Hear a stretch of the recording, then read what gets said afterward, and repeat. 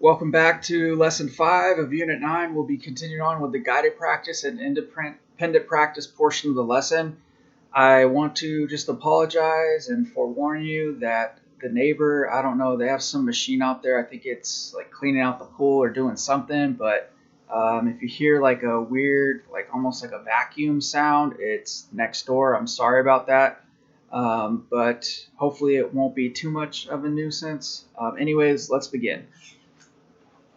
So we're looking at problem 6. That's where we left off. Problem 6 in lesson 5 has a kite VWXY that looks like this. So we have VWXY and we have 50 degrees right here at 30 degrees at V. VW is congruent to VY, and WX is congruent to angle X. And it wants you to find the measurement of W. So, the measurement of W is basically an important concept that I'm going to be going over with you. Having to do with kites. So essentially what we are going to do is, if we're trying to find this angle W, its opposite angle, since these two sides of the kite are congruent, is going to be the same as Y. So these two angles are going to be the same for the kite. All right. So if we're trying to find that angle, a quadrilateral, so any quadrilateral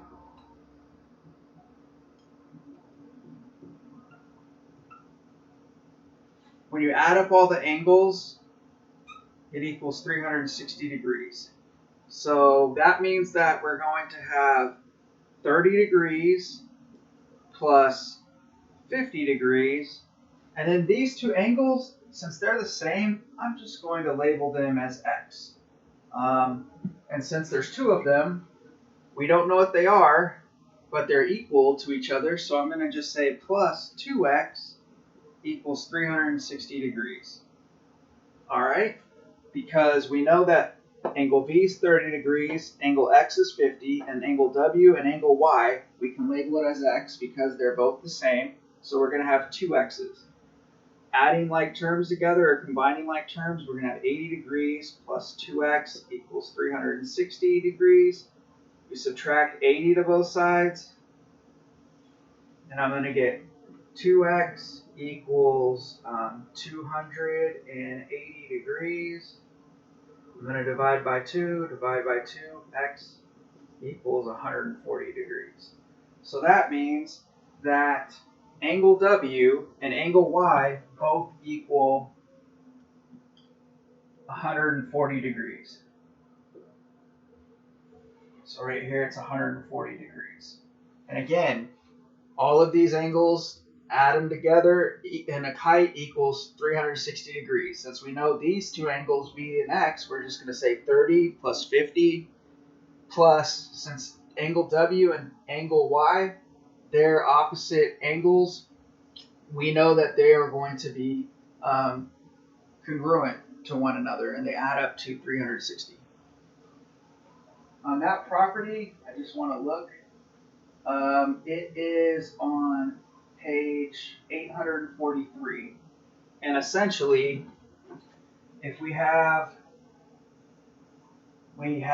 basically a line that bisects these two angles right here, and that would be like a diagonal.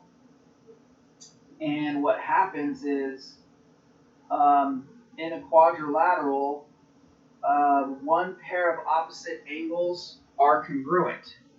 So even though we're going to have two diagonals that intersect and form a 90-degree angle, that's one of the properties.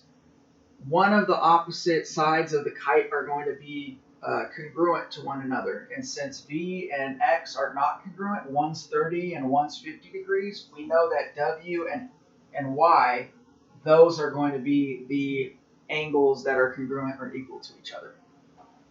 All right, so number 7. Let's keep going on.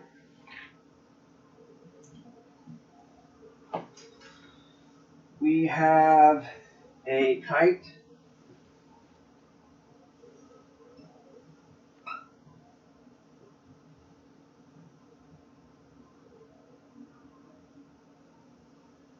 V, Y, W, and X, and 5 and 12. It says, let's find side YX. So we're looking for this right here. We're going to label that as X. We know based on the property of the kite that I just told you about, these basically, I don't want to call them diagonals. Maybe the book calls them diagonals. Let me just check real quick.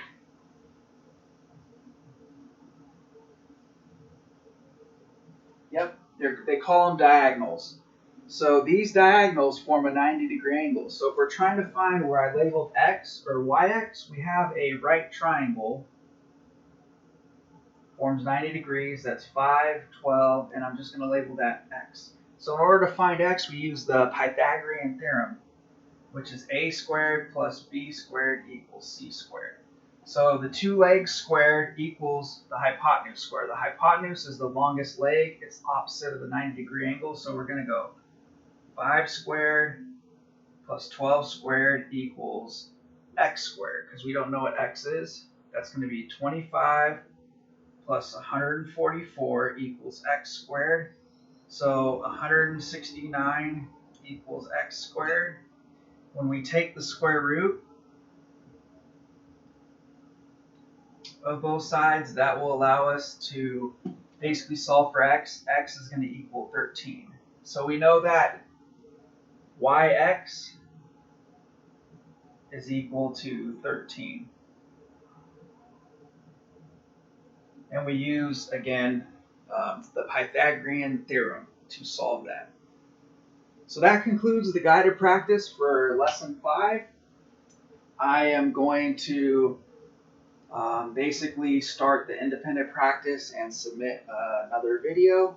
So I'm going to post this section to my YouTube channel right now, and I'm going to start going over the independent practice.